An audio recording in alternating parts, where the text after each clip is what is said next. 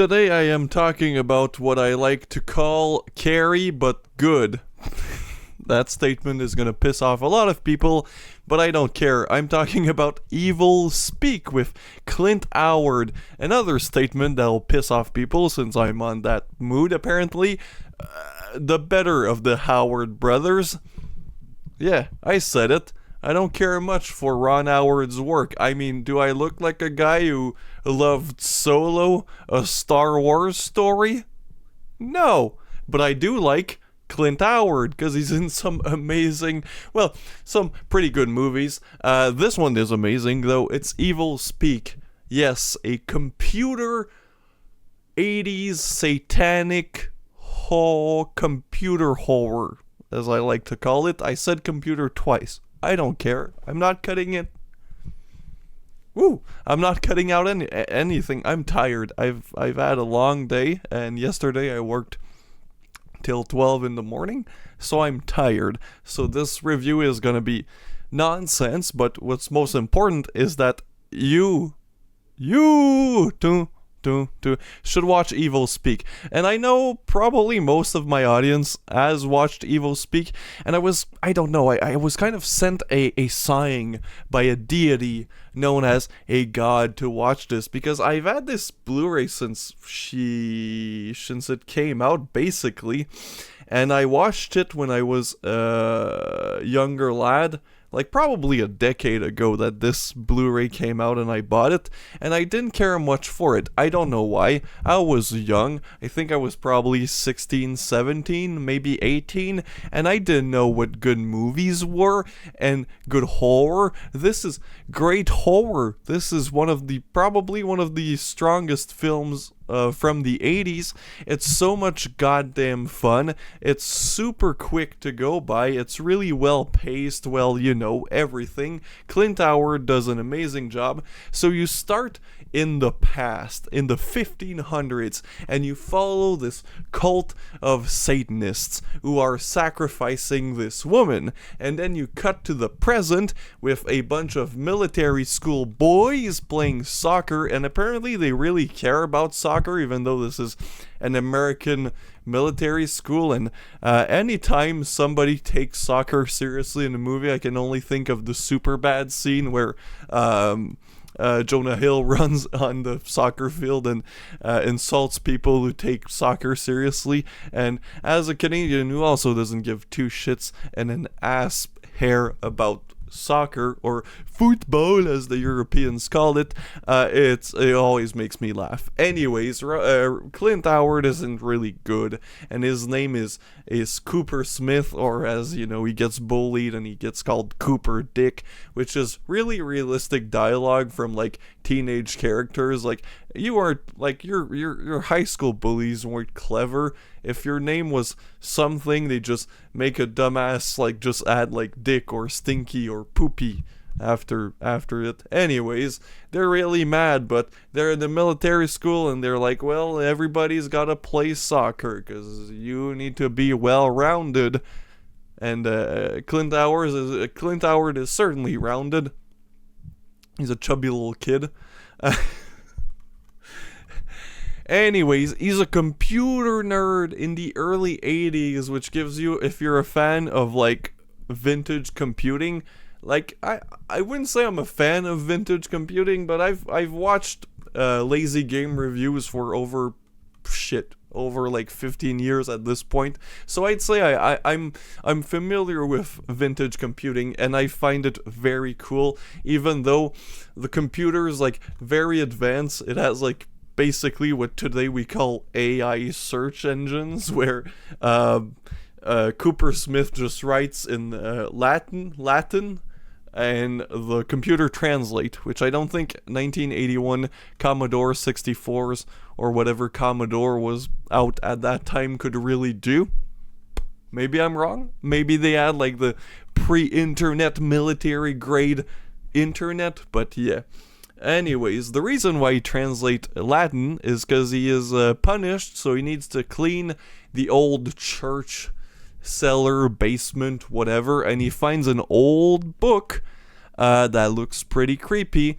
And then there's Latin, so we ask his computer to translate, and we quickly figure out that the book is the book that the Satanists used at the beginning, which is pretty cool. And then he has to go to the principal because he keeps getting bullied. They unplug his alarm, so he comes back late in class. And they're really pieces of shits, those guys. You really want Clint to get his revenge. Because Clint is such a sweet boy. He's such a nice little fella. You feel bad for him. He doesn't really want to be in the goddamn military academy. He's only there because his parents died in a car crash. So you feel bad for the little guy. Well, not in shape. He's not little. As I said, he's quite putty shaped, kind of like me. Anyways, he goes to see the principal, the hot secretary, which the hot secretary we do see naked, and she's hot, but her areolas are strangely very large areolas and very pointy nipples. I think it's just because it was kind of cold, probably where they shot this. Anyways, she steals his book. Even the secretary is mean with him. She steals his goddamn vintage satanic Bible. Not cool.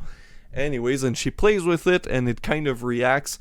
Eventually, Clint Howard has like this little computer set up in the church cellar basement or whatever, because he's limited in his computer time at the computer lab for the military academy. And you see that the computer is possessed by the spirit of the demon that they were sacrificing a lady to in the beginning. And that certain demon is buried at that church basement cellar. Anyways, eventually he finds a little puppy, and again, he's very sweet. He takes care of the little puppy, because there's still people who are very nice to him. Not the main adults, but like the cook is super nice to him. He's the one who gives Clint Howard a dog, blah blah blah. It's all adorable. It's all the movie setting up for you to really want to hate the bully characters, so it makes the revenge more, feel good, which that's exactly what happens. And I won't say any more. Stuff happens. It goes bonkers. It's probably the earliest example of what I can think of like computer horror or technological horror. But the effects, the computer graphics are pretty cool, pretty impressive, honestly, for the time. I was kind of shocked at how great they looked and how they still held up pretty decently. The gore is amazing, of course. I don't know who did the effects, but this is the old Scream Factory Blu-ray back when they collaborated with Code Red. That just sent a wave of nostalgia to me. And I don't know what year this goddamn Blu-ray is from. Anyways, there's like interviews with Clint Howard. I think it's still in print, maybe? I don't know. 97 minutes. Yeah, Letterboxd is really wrong on that. Anyways, this movie rules. Honestly, I didn't like it like 10 years ago, but again, I was an imbecile. It was kind of too snobbish to realize how great this film was. This was also a video nasty, which I don't understand why. Yeah, there's some gore, but like it's like in the same level of gore. I was gonna say as Evil Dead, but Evil Dead was also a video nasty, so it makes sense. The British people are, British. They'll be like what they'll be. It's a really great film, honestly. It's so much fun. As I've said, it's Carrie, but for me, I'm not the biggest Carrie fan. I always kind of found that movie a bit meh. But this is, I only say that because the ending gets pretty wild with some pretty nice things that kind of reminded me of Carrie's ending. But this movie's rules. It's I'll give it a 9.72 out of 10. So this is pretty close to being perfect. If I had issues with this film,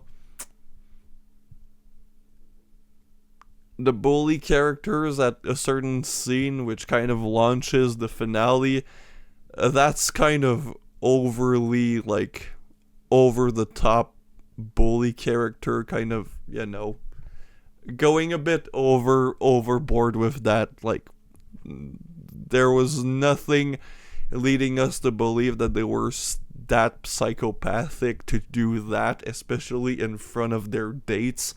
If you've seen the movie, you understand that kind of took me out.